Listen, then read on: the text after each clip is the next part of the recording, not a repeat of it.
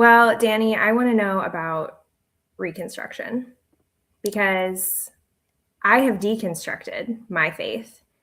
And personally, I'm in the process of putting something back together. But it feels a little bit like building a plane while flying it. So I'd like to chat about that today. Yeah, Get your thoughts. I'd be interested to know because I was thinking about this as we were talking about this, like the first time I heard the phrase Reconstruction, uh, because I think the first time I had heard it was doing this podcast with Emily going through it, and I guess I just never had any real context about Reconstruction. She had a friend that was trying to lead her through deconstruction with the specific end of getting her to Reconstruction. And for me, I guess maybe I'm dumb. I just never really thought about the end goal of that. So, like, for you, when was the first time you heard someone use it? And was it like positive or was it like pretty negative when you heard it? I think probably the first time I heard the term Reconstruction was when I was in the midst of deconstruction and I was feeling a lot of feelings. I was feeling a lot of anger, a lot of uncertainty, a lot of hurt. And I am someone that when I'm in the midst of a lot of big feelings and someone tries to tell me what to do, my knee-jerk reaction is to be mad at that person. So I think it was maybe even on the Bible for Normal People, perhaps. And it might have been it was like some respected writer and like Christian author and theologian. Like it might have been Richard Rohr was talking about Reconstruction. Yeah. And I was like, shut up, Richard Rohr, you don't know me. Like I was having a lot of big feelings about it. But as I like kind of journeyed through it, I've come to a different place where now I want to reconstruct. That's interesting because it's like Richard Rohr is like the GOAT. I mean, like he's great. Like he's someone that would be on your team in terms of certain, like he's probably someone you might gravitate to, but in terms of like even hearing it gives you like visceral negative reaction is quite interesting.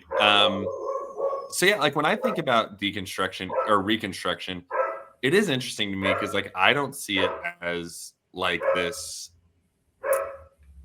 necessity to get to. Like a lot of people see it as like there's point A, which is deconstruction, and then the only real reason you deconstruct is to get to reconstruction.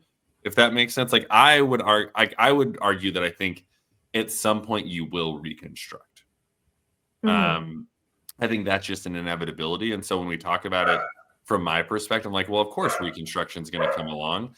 But one of the things like I've noticed, at least in like more evangelical spaces, is that when we talk about reconstruction, it's really like a code for saying like putting the pieces back together the same way they were. And oftentimes, like I think people think deconstruction is more like, and I use the Jenga tower a lot, like pulling out a piece and examining it. But then reconstruction is just putting it back in exactly where you got it from. Yeah. And I think like deconstruction is like pulling all the pieces, they're laying on the ground, and then you reconstruct, but it might look radically different than the structure that you had built before. But I think and I don't know if that's your tension or not, so maybe you could speak to that. But like that's where I like get tension when I can sense people saying reconstruction is more like replicating or rebuilding versus like the imagination that comes with rebuilding something out of all the pieces. That's at least where like my immediate thought on what reconstruction is and then my frustration about it goes. Yeah, I think I definitely had similar conversations with people at the time too. So I was listening and reading and thinking a lot about my Christian faith and deconstructing that and taking it apart. And like through that experience, talking to a lot of my Christian friends about what I was going through. And I have some friends that have deconstructed and basically done that. Like they put the Jenga tower back the way it was and kind of reconstructed themselves back to where they started, which I think is not wrong. I don't think it's a bad thing. And it's probably not exactly the same. I don't think that you can go through a process of really like examining your faith and kind of picking apart the pieces and then have the end product be 100% the same. But, maybe the Jenga tower fits back into the same box as it did before, even if it's a little altered. So Yeah. Do you have any like and maybe you don't have these, and I always pick, I'm like a preacher, so I pick 3 points all the time. It's just naturally where my mind gravitates to, but it could be 7 or it could be 1. The But do 5 you, paragraph essay structure of, yeah, like I'm very yeah. I'm very formulaic, and I wish I wasn't. Yeah. But do you have like, here are the 3 biggest things that I've had to deconstruct? And really the only reason I ask that is because I wonder if we could then connect the dots to like how much that plays a role in your feelings about reconstruction. Because if I was deconstructing something and I was asked to put it back where I found it, and it was something that I found like really, really harmful. I mean, and a great example would be my beliefs on LGBTQ plus inclusion. If reconstruction meant putting my thoughts of queer people back into a space where they didn't belong or didn't have access to the church, like that would feel disingenuous and unholy and not right. And so I wonder for you, like, do you have some of those big things? And if you have the thought of like how that has played into your understanding positively or negatively about reconstruction? Yes, absolutely. I think that it took me a while into, like, I was already deconstructing before I realized that this was the big thing that I was taking apart. But I started off, like, my whole Christian upbringing was in very steeped in like Calvinism. So if you're familiar with that ideology, which I know you are, Danny, but to any of our listeners, I would have to look up the 5, like the tulip thing, because Yeah. I've done my best to forget what they stand Yeah. for. But that, would you call that a theology, or would you call it a framework? What would you like So call Calvinism? yeah, I think it's a theology, like Calvinism's Okay. a theology, but also like I think framework is maybe more appropriate of a phrase. And I'm not exactly, I've never been a Calvinist, but the 5 points of, it's tulip, right? So total depravity, Yeah. um, Here, let me uh, look it up. irresistible grace or something like that.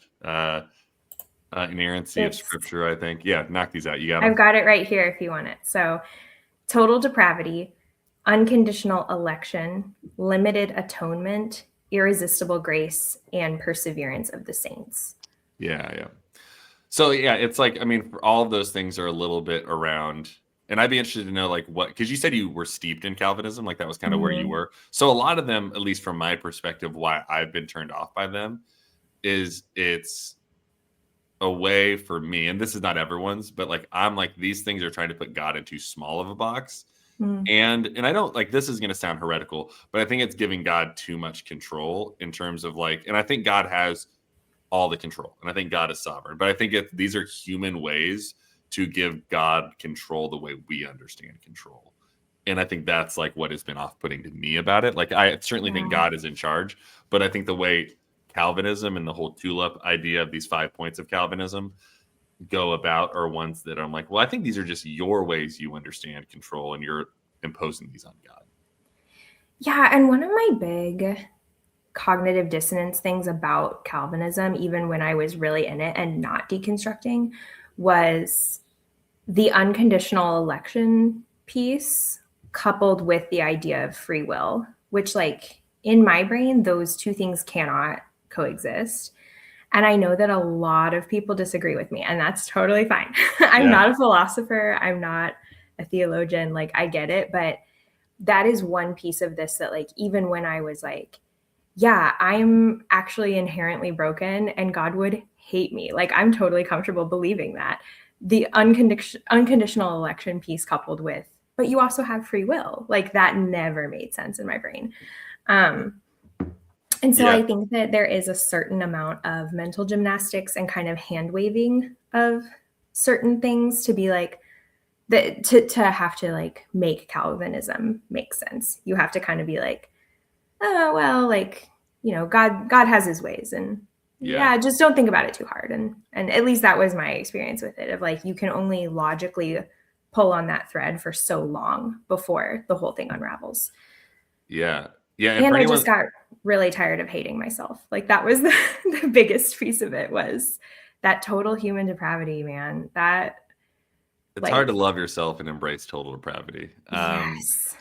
And I was gonna, so for anyone that doesn't know, so unconditional election to me, when I first heard it, sounded like universalism. I was like, oh, that sounds dope because like everyone is elected, and that's not. It's essentially like a idea that God has already chosen the select few, which then I think is super problematic for even the point of evangelism. If we're doing this, like, why share the good news if God already knows? And then it rubs straight up against free will, and I'm with you on all that. But for anyone that didn't know, like, I think to the untrained ear, unconditional election sounds great because like God is unconditionally choosing all of us. And what it really means is God chose just the really cool people before the Yeah, fabric of time. And we didn't know if we were that or not. And it wasn't even about how cool we 100%. were. It's just how much God loved us before we were made, which is, Yeah. I think actually, so like I don't talk about my beef with Calvinism a ton, but election and unconditional election is maybe my biggest beef because Mhm. I wonder and go down the rabbit trail. What does that say about the character of God if God wanted to know and make a judgment on me before I did anything, versus and still somehow says I have free will? And I'm not even the kind of person that's like I'm doing like this ledger sheet of like good choices and bad choices. In the end, God is judging me. But if there is this ledger and God has already decided it before I took a breath, what does that say about the character of God if God is just already making these decisions kind of predetermined before we get in there? And then ultimately, and certainly would erase free will. And it does seem incongruent that those things would be living in the same ecosystem. Yeah, I totally agree with that.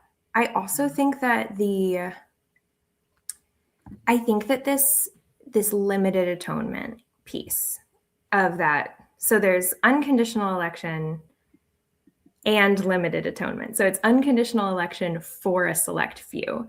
Yeah. Which, yeah, I see your confusion about that the word unconditional. Like, it really is. At first, you think like, oh wow, that's great, and then it's like, oh no, it's actually only for the cool kids. Yeah. I always think about that scene at the end of the Disney 90s classic Aladdin, where the king is like, no, you can't marry a commoner. Like, Jasmine, you are a princess. You have to marry a prince, blah, blah, blah. And like, that's the whole conflict, the entire movie. Yeah. And then at the end, he goes, wait, I'm the sultan or I'm the king or whatever. I can just change the law. And so one of my other big like logical issues with Calvinism is like, if God is 100% sovereign and in control, why does he have to only elect a few people? Why can't it be everyone? Why can't, like, this idea that God is blocked by something and that something is impossible for him, when a lot of Calvinism also, or Calvinist churches also teach this, like, God is all powerful, nothing is impossible for God except letting everybody into heaven, except forgiving everybody. So Yeah. then I think that part gets explained by, oh, well, we have free will, so we didn't choose God anyway. But then it really quickly becomes like a circle, because then we're back to like, well, do we really have free will if we're elected from the beginning? Yeah. Yeah. So those like mental gymnastics, I can't hang with anymore. Yeah. I find it to be exhausting. And it's like, it is certainly, you're from St. Louis originally, right? I'm from mid-Missouri. I'm from Okay. Columbia. Yeah. So I would say this is the most Catholic and religious area I've ever lived in my life, coming from Portland, originally being pretty non-religious. But here it's like people are very religiously literate to like the rites and rituals. But even Catholicism, super big here. Reformed theology is huge here. And it is really interesting because I would say, from my perspective, and this isn't necessarily a bad thing, but this is a really like cerebral faith tradition that I've like found myself steeped in. Like, there's a lot of deep thinkers, and I think that's where Reformed theology pulls you, because you have to do mental gymnastics. And I think the reason you don't see universalists doing apologetics camp, and you don't see Methodists doing apologetics camp. You see the people doing apologetics training on the ones that have to do the biggest mental gymnastics, because it's like a part of their belief system that this is so cerebral that like the formation is breaking down what seems naturally logical to me and trying to like rewrite what is like spiritually logical. Yeah. And so it is like this, like, don't trust yourself, don't trust your mind, get in. And it like what you find, and I'm not calling Reformed theology a cult by any stretch of the imagination, but what you find is like the further into it you get, the more it makes sense and the harder it is to pull yourself out of it. And I think that's part of like you're surrounded by a level of confirmation bias. You've surrounded yourself with a level of like arguments that seem airtight to you, but then you talk to someone else and they're like, well, that doesn't make any sense. And you have every contingency and rabbit trail like pre-planned out. And that's where I find like some of the even apologetics debaters that fall into like the more Reformed tradition, which is where most of them live, to be somewhat disingenuous, because I'm like, I don't even know if you're really listening to me, or are you just like prepping to give me like the response that you've had canned. And I think for me it does tie back to this whole thing of Reconstruction, because apologetics from the Reformed tradition specifically, or Calvinism, Reconstruction is just letting your doubts run their course like a bad flu and then landing back at health. Yeah. Yeah, like a bad flu. That's interesting. Because it does kind of sometimes feel like that when you're in it. It's like, I feel sick. Yeah. And for people that I know that have been in the Reformed tradition, in the Calvinist tradition, like I would think actually most of them use that kind of language of that it felt like a sickness of like the soul, but like they were bodily sick. Like they like felt bad about this because it had eternal ramifications, and it was like detaching from everything that like once gave security. Like if you do that in any other part of your life, it's going to like shock the body and the nervous system. And you watch it happen in real time for people that are deconstructing kind of specifically from that tradition. Yeah, I stopped myself. Like I like force quit deconstruction once before I like finally went through with it. And it was because of that. I was in early college. I was very involved with a Reformed church. Like my whole world was tied to the church. And I also had like some personal things going on where it was one of those things that I was like, if I lose my faith, the ground will be gone from beneath me. Like I didn't have the term deconstruction at the time, but like I want to deconstruct. I want to think about these things. I'm tired of the mental gymnastics. This doesn't make sense. But the alternative, like losing this, whatever semblance of certainty and security I have, is too scary for me right now. I can't do it. Yeah. And so I just, Mormons call it the shelf. I love there's some ex-Mormon content that I really enjoy, like the Girls Camp podcast I really like. Yeah. But yeah, they've talked several times on there about the shelf, like putting your doubts up on a shelf. So I just put my stuff on a shelf and I moved right along until, for me, it got to the point where I was physically and mentally so unwell from hating myself, this total depravity. Like I truly believed that I was like bad and awful and irredeemable and that everybody hated me. Like it was really, really, it got really dark. So it got to the point where I was like, I need to choose my mental and physical wellness over whatever fear that may be coming up. Like, walk into the dark forest because I have to get to the other side. So I'm glad I did, but it was not fun. I did not enjoy it for a long time. So say like there's like step 1 is like deconstruction, like you've started the process, and step 10 is reconstruction. Like if we're going, like, where are you in your journey? Because I know like you are in kind of a unique place, because I mean you're deeply entrenched is maybe the wrong word, but you're deeply involved in the well, and you serve on like leadership teams, and you volunteer, and you're overseeing kids ministry. I know we've talked about like the nuance of what you think how to navigate that, but I don't know that you would like call yourself, like what would you call yourself, and where are you on this journey of deconstruction and reconstruction? Yeah, I feel like, so on that like 10-point scale, I'm probably at like a 9.5 or 10. Well, no, because if 10 is reconstruction, then I am reconstructing. Like I'm trying to figure out, which I don't think that there's ever really an end point to reconstruction. Like I think that's kind of part of it, is that you're always like part of Reconstruction is this acceptance that your faith is going to change as you change, and that's okay. I was texting a friend about this the other day and she is a professing Christian and has really been an awesome friend to walk alongside. We've known each other for a really long time, and we both started off in this Reformed tradition and then went on our kind of separate paths of deconstruction, but have wound up in slightly different places, but are still good friends. And I was saying to her, talking about like my involvement with the well, and I'm just like, I think that according to a lot of people, I am not a Christian. I don't count. To myself, I think I would just say like I'm a really bad Christian is like how I would describe it. I think and I say that because it's like according to the tenets and the theology with which I was brought up, I'm a terrible Christian. Yeah. Well, I don't think you're a terrible Christian. Thank you. So you would say, that's probably clarifying for the scale. So you actually think like, we'll say like a 9.5 to 10 to like getting through deconstruction. So you're kind of like, maybe another way to put it is you feel like you've laid almost all the pieces out and now you're trying to figure out what you want to rebuild in its place. Is that a good way to classify it?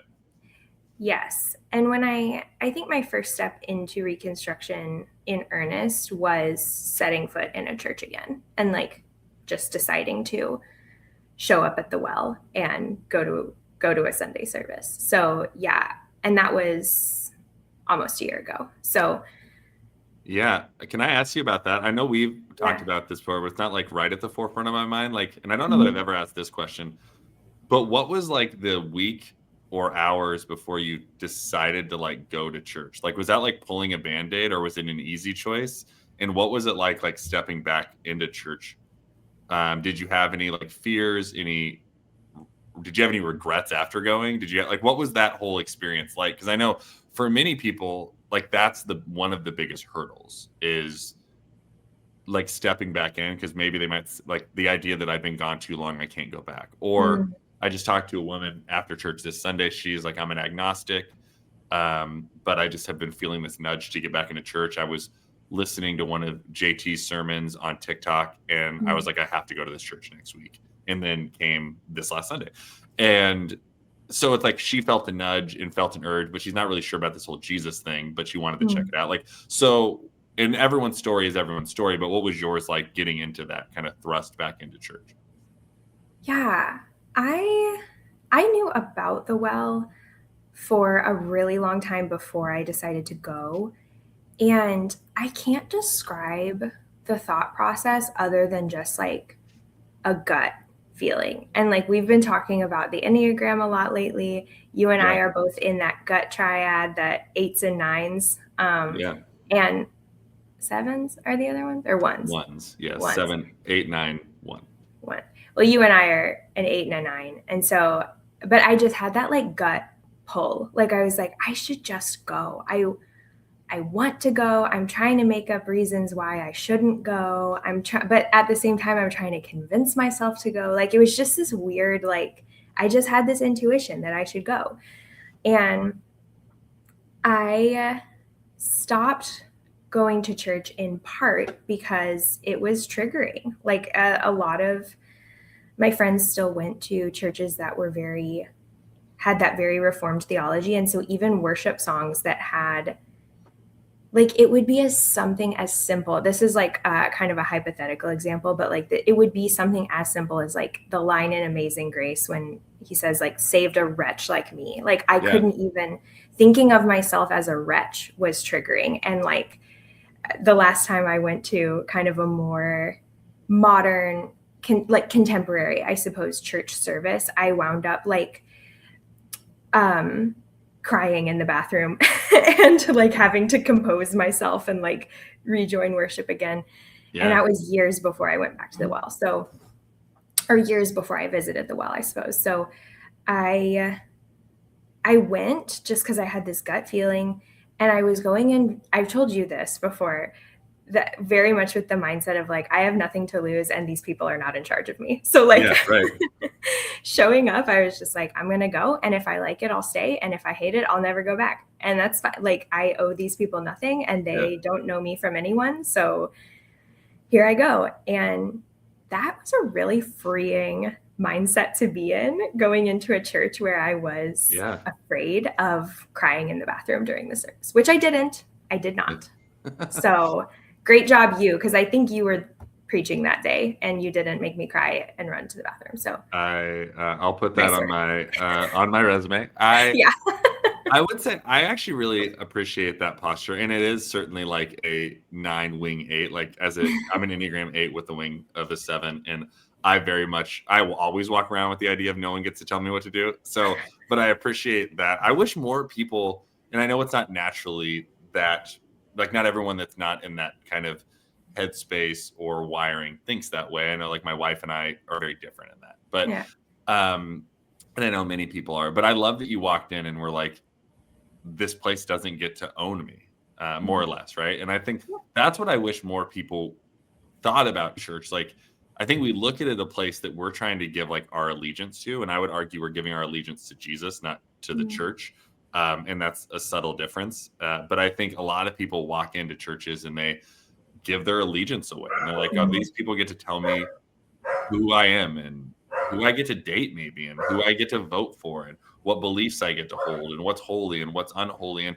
certainly, I think the church and Jesus offers us like a rubric for what it looks like to live in a way that bends towards the abundance Jesus wanted us to find and the abundance that he offers us. But I do think churches often err heavily on the side of hyper prescription and hyper, for lack of a better term, kind of like authoritarianism. Like it's just get in line or get out, or the Mark Driscoll quote is get on the bus or get run over by it, right? Like Crazy. I think that's how churches operate often. A lot, yeah. And so even I if that's not like, overt, I feel, oh, I'm sorry, I totally cut you off. No, go ahead. But I think even if that's not overt, that get on the bus or get under it, I think that is just kind of human. Like we have this very tribalistic part of us that has evolved, for better, for worse, mostly for worse.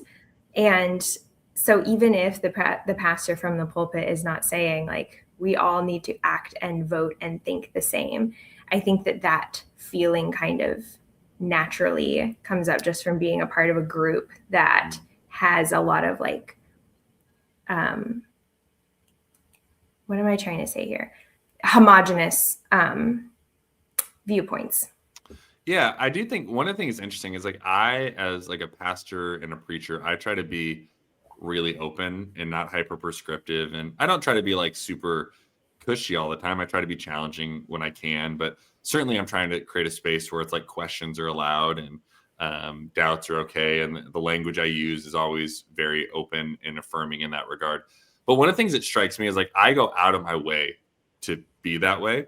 And I still, on a daily or weekly basis, have conversations with people wondering if they're going to like lose their seat at the table for like owning their autonomy, and whether that's autonomy of choices. Like, I said I was going to do this. Do I have to be here? Or, do I have to co-sign this belief? Or do I have to serve? Or do I have to serve in all these places?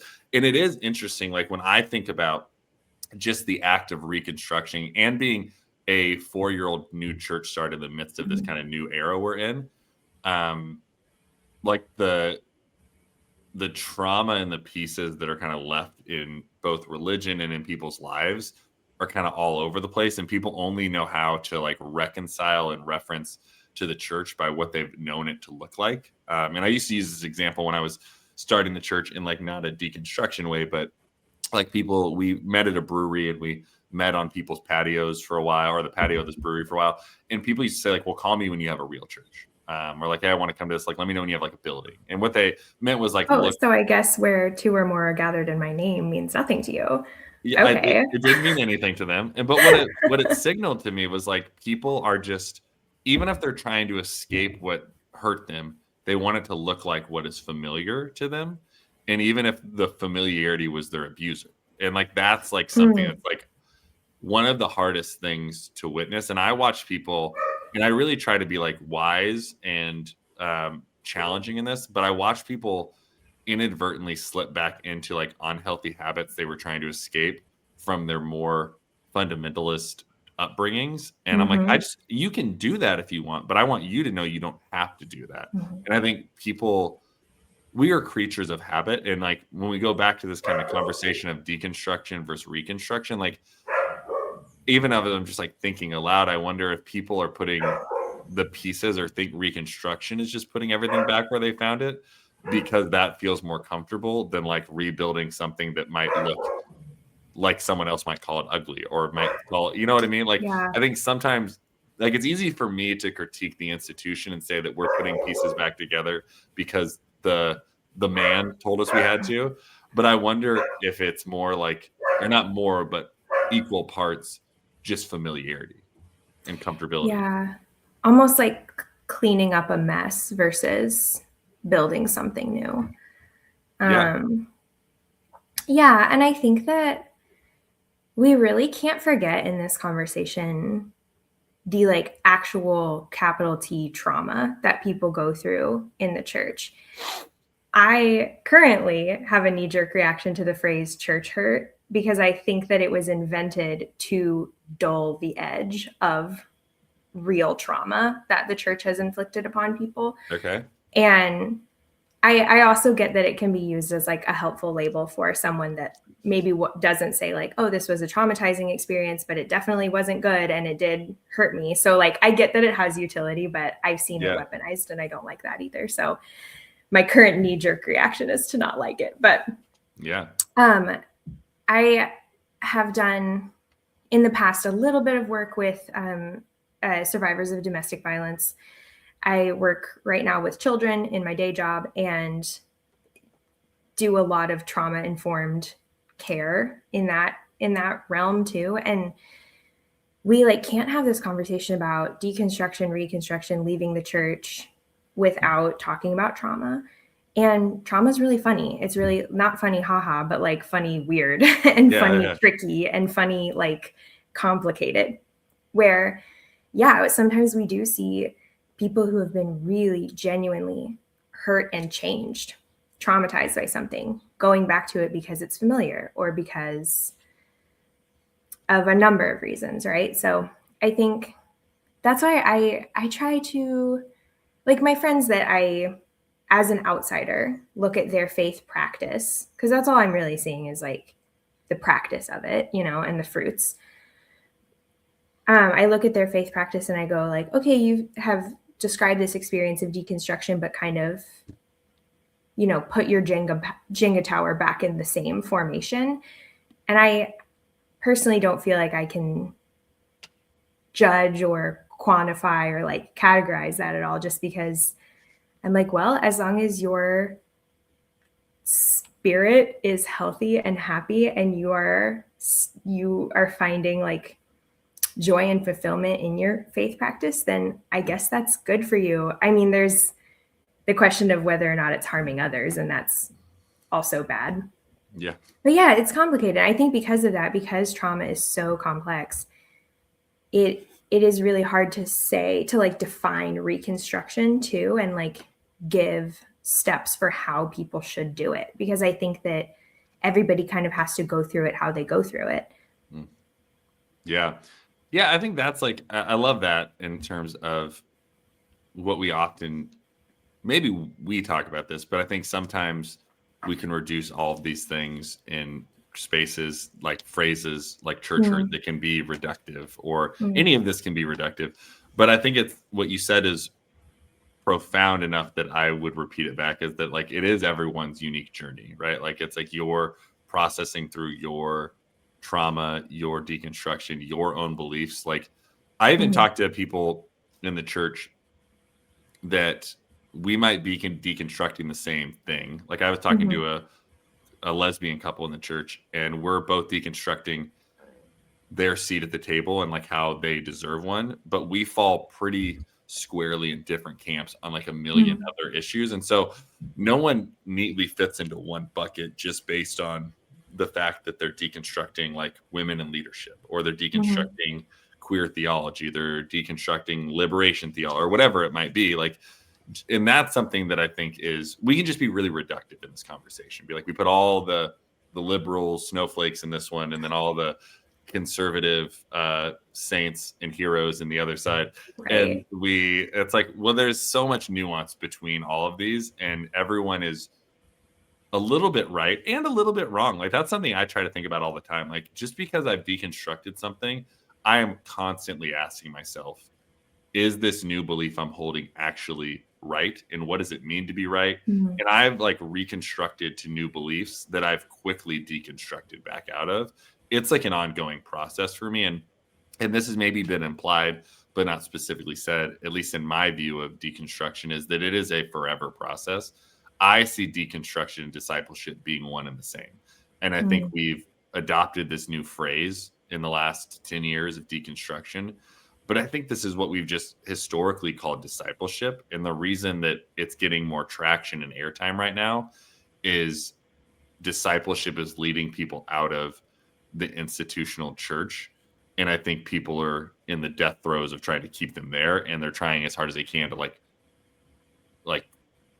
fortify the walls to make sure they don't crumble. Yeah. Yeah. Deconstruction is definitely having a moment, but it is not new. Yeah. I can't imagine a world in which it could be new. Like, there's no way that everyone for all of human history was just following all the rules and checking off the bullet points. And then 10 years ago, we were like, let's shake things up. Like, that's not what's happening here. Yeah, that's like that drives me bananas. Like, I get a lot of DMs and people will be like, so you think you're the first person in 2,000 years to like figure this out? And I was like, no. People have been like having these doubts and questions in the winner's author history, for one. And so like, we're not reading about any of these things because why would you record that? And if they are recorded, they're seen as heretics.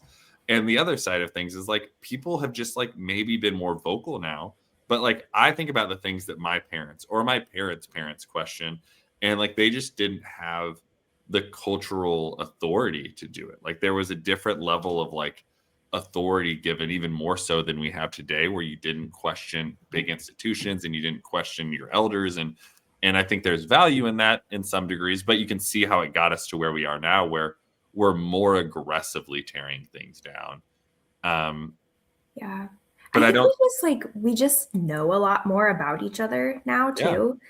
Like, I was talking to one of my friends recently about some current events that have been going on in our country recently, which, if you're not up to date, it's bad. And we were like really upset and saying like, okay, but if this had happened 100 years ago, we wouldn't even be hearing about this. Like, it feels like the world is ending, but like, it's kind of like almost like, if a tree falls in the forest, would it make a sound? And nobody's around to hear it. Would it still make a sound? And like, yeah, the things that are happening, like in Minneapolis and that kind of thing, that's bad. Yeah. Especially several weeks ago when there was a lot of protesting, there was a lot of violence and uncertainty. It was really scary. And to hear about it as somebody that was so far away, it was really tough. But I think in the same way, our parents' generation, if they were deconstructing, they would have probably just kind of kept it to themselves, maybe talked to close friends in the church about it, and then maybe, quietly left the church if they did, or they might have just kept going.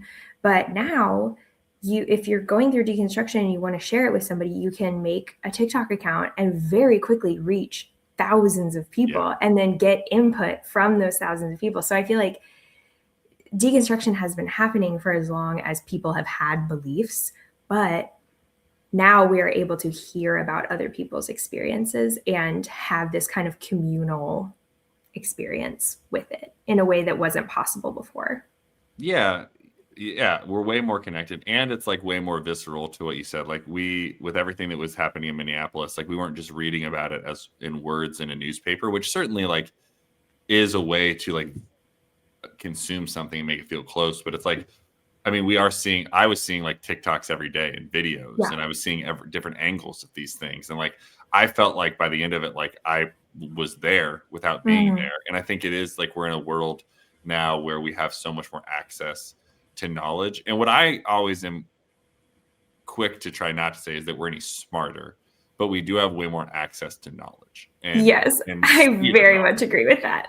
Like, I think you make the argument that we're not as smart. I don't, who knows? But it's like certainly we are way more connected, and our access to information is higher.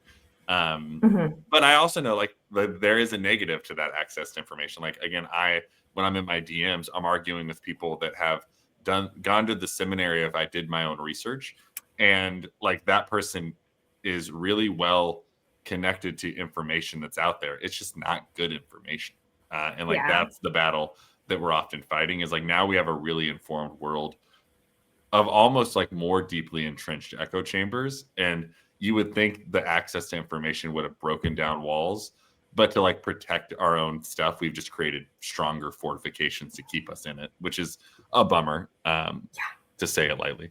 For sure, a bummer. So we got a little bit off the trail of where we're going, and I want to like be aware of our time. So I want to let you have the final word, because this was Maggie wanted to know about Reconstruction. So do you have a final thought, question, or tidbit to like leave us with on this? I guess kind of the place that I went from the idea of Reconstruction when I was in the midst of deconstruction, making me mad because I was like, don't tell me what to do. Yeah. I'm going through something here.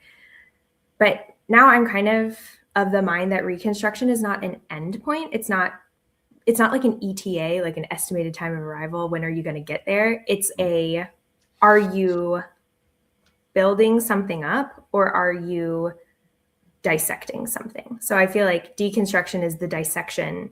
Reconstruction is the creation of something new. And as I continue on this journey, I feel like you said before, I don't think this is ever going to end, which on the one hand, I'm like, God, that's exhausting. I got to do this for the rest of my life. Like, I'm not that old. I got a lot of years of deconstructing and reconstructing to do. But on the other hand, like, how exciting is that? Like, we get to continually learn about the world and about God and about each other, and discover new things as we grow and mature and collect more life experience. And I think I'm at a point right now where that is really exciting. So, yeah. I dig that.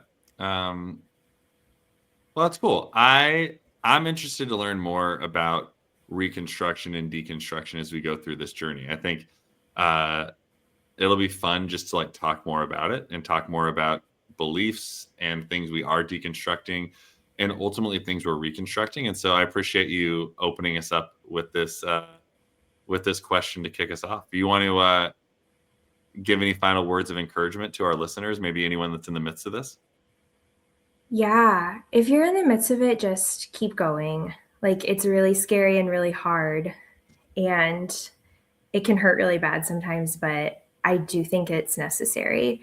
And it won't always be the same. Like, the change will come. So just keep going. Yeah, I like that. It won't always be the same. Like, I think the joys and the hurts, like it's kind of a continual exploration. And for some of us, like Enneagram 8s, that's exciting. And for others, I'm sure that's very exhausting, but it is a journey that is ahead. So for sure. Well, this is fun. And we'll come back next week, and I'll have a question for you. Yay. Sounds great.